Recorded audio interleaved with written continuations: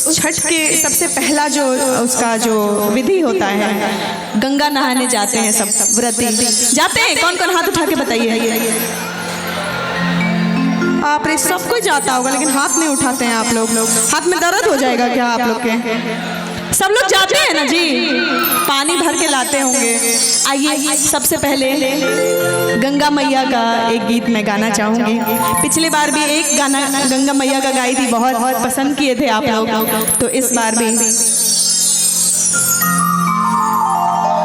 और कोई भी छठ व्रती जो होती है सबसे पहले किसके लिए मांगती है? सबसे पहले क्या मांगती है पता है आपको?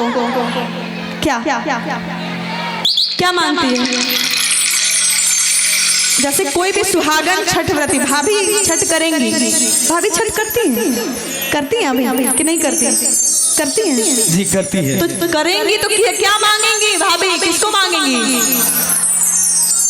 कितना ज्यादा जनरल नॉलेज कमजोर है आप लोग का, पढ़े उड़े नहीं है कुछ। भाभी भैया को मांगेंगी, सिंपल। उनके बाद संतान को।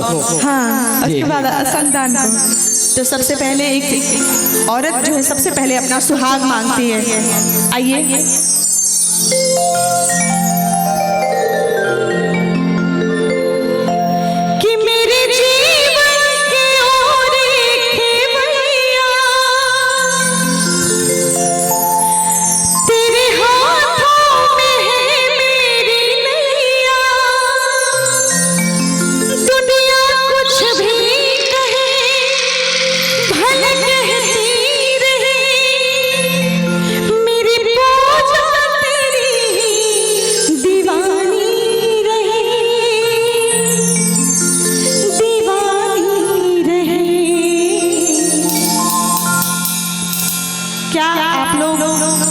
एक बार बोलेंगे